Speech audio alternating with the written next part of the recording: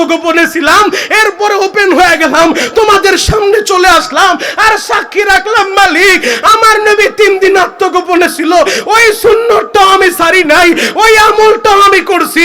মালিক যদি পছন্দ হয় আমি কাসেমকে নবীর মুহাব্বতে নবীর ভালোবাসায় তুমি আমাকেও মাফ করে দিও। আল্লাহু আকবার। ইমাম থানভী রহমাতুল্লাহ আলাই বিবিকে নিয়ে চাঁদের আলের ভিতরে বিবিকে নিয়ে দৌড় প্রতিযোগিতা দিলেন।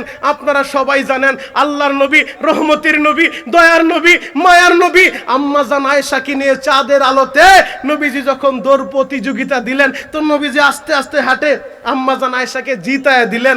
আম্মা জান আয়েশা বিজয় হলেন। তো আম্মা জান আয়েশা বলে আমি তো বিজয় হইছি। তো ইমাম থানভী রহমাতুল্লাহ আলাই বিবিকে নিয়ে দৌড় দিছে। এবার বিবি যখন বিজয়ী হইছে তো বিবি তো আনন্দে আত্মহারা, বিবি বলে আমি বিজয়ী হইছি। আর ইমাম থানভী রহমাতুল্লাহ আলাই চোখের পানি জ্বলায়। বিবি বলে আপনি কাঁদেন কেন? আমি কেন কাঁদি জানো? আরে তুমি তো বিজয়ের আনন্দে হাসতেছো আর আমি কাঁদতেছি এই কারণে। ও চন্দ্রের আলো তুই সাক্ষী থাক, ও তারকারাজি তুই সাক্ষী থাক, এই চাঁদের আলোর নিচে আমার দয়ার নবী, মায়ার নবী, আমার কলিজার নবী তার বিবি আম্মা জান আয়েশাকে নিয়ে দৌড় দিয়েছিল। আমি ওই সুন্নতটা খুঁজা ওই সুন্নতের উপরে আমিও আমল করলাম। ও বিবি তুমি তো বিজয়ী হইছো এই কারণে তোমার মুখে হাসি আর আমার চোখের পানি। ও চাঁদের আলো তুমি সাক্ষী থাইকো, হাসরের ময়দানে যদি আমি ধরা পড়ে যাই, আমি থানভী যদি ধরা পড়ে যাই, ও চাঁদের আলো সাক্ষী থাকো নবী যেমনি ভাবে দৌড় দিছে নবীর এই সুন্নতটা পালন করতে যায়া নবীর জীবনী অধ্যয়ন কইরা আমি আমার জীবনীটা নবীর সাথে মিলাইতে চাইছি, আমি আমার মডেল হিসেবে নবীকে গ্রহণ করছি। এই আমলটাও যদি মাওলায় কবুল করে, ও চাঁদের আলো তারকারাজি তোমরা আমি থানভীর পক্ষে সাক্ষী দিও। আল্লাহু আকবার।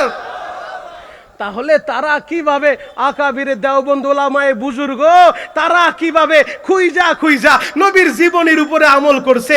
আর আমাদের হালত আমরা সন্তানকে শিক্ষা দেই ইংরেজি শিক্ষা, হ্যাঁ আপনি দেন অসুবিধা নাই, তবে সন্তান কেমন শিক্ষায় শিক্ষিত করেন যে শিক্ষায় শিক্ষিত হলে সন্তান আল্লাহর পরিচয় পাবে, যে শিক্ষায় শিক্ষিত হলে সন্তান নবীর পরিচয় পাবে, যে শিক্ষায় শিক্ষিত হলে সন্তান মা বাবার খেদমত করবে। জাগুলি মাদ্রাসায় এসে দেখবেন এই যে ভবন আপনারা করে দিয়েছেন, এই মাদ্রাসায় রাত 3টা 4টার সময় এসে দেখবেন এমন বহুত সন্তান আছে যার বাবা বেঁচে নাই, যার মা বেঁচে নাই, বহুত রিকশা চালকের সন্তান, বহুত দিন মজুরের সন্তান, দিন আনে তো দিন খায়, সন্তানের মাদ্রাসার ভর্তির ফি দিতে পারে না, সন্তানের খাবারের টাকাটা দিতে পারে না।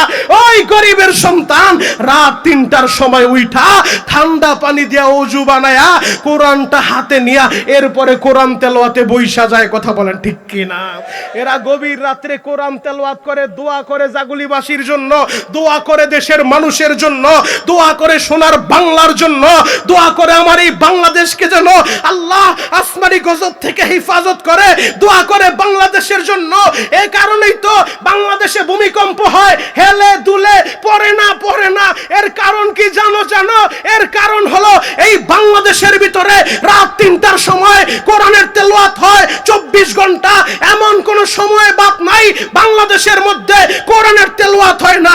এই কোরআনের বরকতে বাংলাদেশ নড়ে চড়ে হেলে দুলে, এরপরেও পড়ে না। কথা বলেন ঠিক কি না?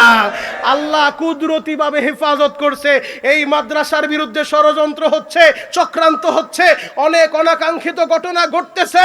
আমি আপনাদের পায়ে হাত রেখে বলে যাই, মিডিয়ার মাধ্যমে বলতে চাই, সঠিক তদন্ত করে এরপরে যারা দোষী তাদেরকে বিচারের আওতায় আনেন। কিন্তু ঢালাও ভাবে যখন মাদ্রাসার বিরুদ্ধে অপপ্রচার হচ্ছে, অনাকাঙ্ক্ষিত ঘটনাকে কেন্দ্র করে আমরা দেখতে পেয়েছি কিশোরগঞ্জের জমিনে মাদ্রাসার বিরুদ্ধে অভিযোগ আসলো, তো আলেমকে অপমানিত করলো, রক্তাক্ত করলো, পরিশেষে যখন তদন্তের মাধ্যমে জানতে পারে এই আলেম তো কোনো দোষই করে নাই। আমি আপনাদেরকে উদাহরণ দিলে বুঝবেন। সুন্দরবনের নাম আপনারা সকলেই শুনছেন, যে এই সুন্দরবন নামটাও সুন্দর, দেখতেও সুন্দর, কিন্তু মানুষগুলা গভীরে যেতে পারে না, সুন্দরবনের ভিতরে যেতে পারে না। কেন? একমাত্র ভয় হলো বাঘের ভয়। কথা বলেন ঠিক কিনা? কিসের ভয়? বাঘের ভয়। বাঘের ভয়ে সুন্দরবনের নামটা সুন্দর, কিন্তু ভিতরে যেতে পারে না। কেন? গেলেই ওই জায়গায় বাঘ আছে, এই ভয় সবার দিলের ভিতরে।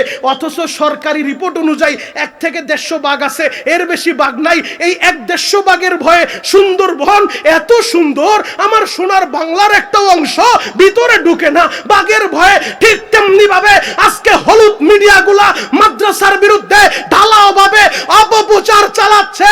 যেমন মাদ্রাসার বিরুদ্ধে প্রচারের ধরনটা হলো এইরকম, তিলকে তাল বানায়া, তাল গাছ বানায়া এরপরে ঢালাও ভাবে প্রচার করতেছে। যেই মাইরের প্রচার করে, যেই নির্যাতনের প্রচার করে, প্রচারটার ধরন এমন যে মাদ্রাসা মানেই হলো অপকর্মের জায়গা, মাদ্রাসা মানেই হলো জঙ্গিবাদের ফ্যাক্টরি, মাদ্রাসা মানেই হলো আপনার সন্তানকে নির্যাতন করবে, সন্তানকে মেরে ফেলবে, সন্তানকে হত্যা করবে। যেন মানুষের দিলের ভিতরে এই ভয় ঢুকে যায়, মাদ্রাসা মানেই আমার বাচ্চার জীবনের কোনো নিরাপত্তা নাই, মাদ্রাসা মানেই আমার সন্তানকে দিলেই সন্তান নির্যাতনের শিকার হবে, ও মারা যাবে। এই ভয়ে যেন মানুষ আর সন্তানকে মাদ্রাসায় না দেয়। এই কারণে এক শ্রেণীর হলুদ মিডিয়া মাদ্রাসার বিরুদ্ধে ঢালাওভাবে অপপ্রচার করতেছে। কথা বলেন ঠিক কিনা? এই বগুড়ার জমিনে, প্রধানমন্ত্রীর জমিনে আমি বলে গেলাম, প্রধানমন্ত্রীর দৃষ্টি আকর্ষণ করে।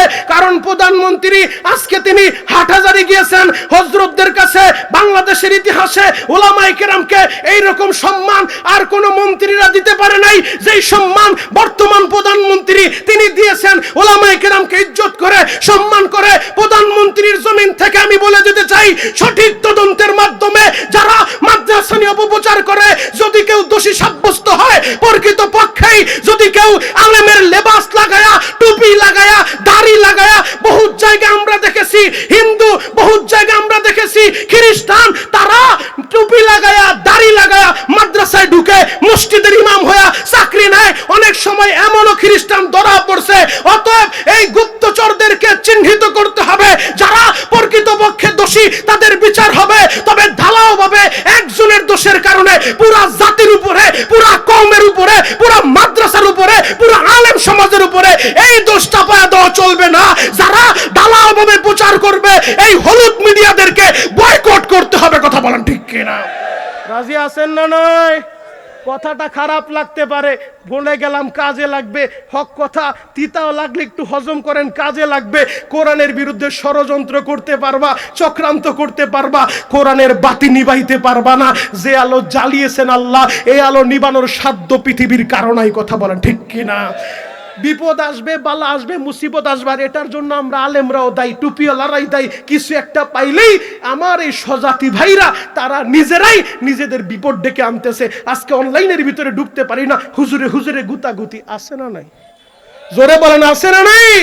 এক হুজুর আর এক হুজুর বিরুদ্ধে। আল্লাহ আপনি আমাদের সবাইকে এক কাতারে নিয়ে আসেন। এই বাংলাদেশ, সোনার বাংলাদেশকে কুদরতি হাতে হেফাজত করেন। এই বাংলাদেশে কালিমার পতাকা উড্ডীন হবে ইনশাআল্লাহ। সেদিন বেশি দূরে নয়, দূরে নয়, কালিমার পতাকা উড্ডীন হবে ইনশাআল্লাহ। ইনশাআল্লাহ এই কোরআনের রাজ কায়েম হবে। এই কোরআনের জন্য যদি কখন এমন টাইম এসে যায়, কোরআনের পক্ষে, ইসলামের পক্ষে রক্ত দিতে হবে, জীবন দিতে হবে, কারাগারে যেতে হবে, ফাঁসির কাস্টে ঝুলতে হবে, আপনারা সবাই রাজি আছেন না নাই? কে কে রাজি আছেন? হাত দুইটা আল্লাহকে দেখায় দেন। আল্লাহ আপনি হাতগুলাকে কবুল করেন, সকলে বলেন আমিন। এই জাগুলি মাদ্রাসা, ছোট্ট মাদ্রাসা, এখানে কুয়াকাটা হুজুরকে নিয়ে আসছে, অনেক বড় বড় ওলামায়ে কেরাম ইতিপূর্বেও দাওয়াত করছে, তারা সাধ্য অনুযায়ী চেষ্টা করছে। আমি আপনাদের কাছে উদারত আহ্বান জানাবো, এই মাদ্রাসার দিকে নেক নজর দেওয়ার দরকার আছে না নাই? জোরে বলেন বাপ, আছে না নাই? এই মাদ্রাসা নতুন ভবন নির্মাণ হয়েছে, আজকে উদ্বোধন উপলক্ষে এই দোয়া মাহফিল, ওই লোকের সমাগম। আপনাদের কাছে অনুরোধ করব, কুয়াকাটা হুজুর আসার আগে, যেহেতু হুজুর চলে আসছে, এখন তো আর আপনাদের ভিতরে এই ধারণা নাই যে হুজুর আসে কি আসে না, আসে কি আসে না। বরং অনেক জাতি ভাইরাও বলছে হুজুর আসবেই না, দাওয়াতই দেয় নাই। বহুত আমারও মেসেজ দিছে যে হুজুরের দাওয়াত দিছেনি, আপনার নামও দেখলাম, আপনি আইবেননি, হুজুর আইবনি, বহুত কিছু বলছে। আমি গত বছর মাঠে বলে গিয়েছি, আল্লাহ বাঁচায় রাখলে কুয়াকাটা হুজুরকে নিয়ে আসবো। তো আল্লাহ রহম করছে, হযরত সম্মতি দিছে। হুজুর এত ব্যস্ততার মধ্যেও আপনাদের এলাকায় আসছে, এতে আপনারা খুশি না বেজার? জোরে বলেন খুশি না বেজার? যদি খুশি হয়ে থাকেন তাহলে এই মাদ্রাসার দিকে একটু নেক নজর দিবেন। এই মাদ্রাসার অনেক কাজ এখনো পর্যন্ত বাকি আছে, এই মাদ্রাসা অনেক ঋণগ্রস্ত হয়ে গেছে। আপনাদের কাছে উদারত আহ্বান জানাবো, এই ময়দানে এমন কোনো মায়ের পাগল সন্তান আছেন, এমন কোনো বাবার পাগল সন্তান আছেন, কারণ আজকে আলোচনা আমি করব না, আলোচনা হুজুর করবে। আমি আপনাদের এখানে 3 বছর যাবত আলোচনা করতেছি, আর আসার নিয়ত নাই। আজকে হুজুর আলোচনা করবে ইনশাআল্লাহ। বলেন তো হুজুর আসার আগ মুহূর্তে কে আছেন বাবার জন্য, মায়ের জন্য একটু নামটা লেখাইবেন যে হুজুর আমি এই কোরআনের ফ্যাক্টরি, এই কোরআনের বাগান, জান্নাতের বাগান, এই মাদ্রাসার ভিতরে আমি 50,000 টাকা দিব, 30 পারা কোরআনের সাথে মিল রেখা আমি 30,000 টাকা দিব, আমি 20,000 টাকা দিব, আওয়াজটা একটু কমান, 20,000 টাকা দিব, 10,000 টাকা দিব। একটু মেহেরবানি করে দ্রুত বলেন, কুয়াকাটা হুজুর এখনই চলে আসবে। আমি লম্বা সময় নিব না, এজন্য লম্বা আলোচনাও করি নাই। একটু মেহেরবানি করে একটু দ্রুত বলেন কে কে আছেন আপনার জায়গা থেকে। আপনি যত দ্রুত নামটা বলবেন ইনশাআল্লাহ হুজুর তত দ্রুত চলে আসবে। একটু তাড়াতাড়ি বলেন তো। 10,000, 20,000, 10,000, 20,000, 30,000, যার যতটুকু অ্যাবিলিটি আছে নগদ নিয়ে আসলে নগদ দিতে পারবেন, অথবা বাকিতেও নাম লেখাইতে পারবেন। বলেন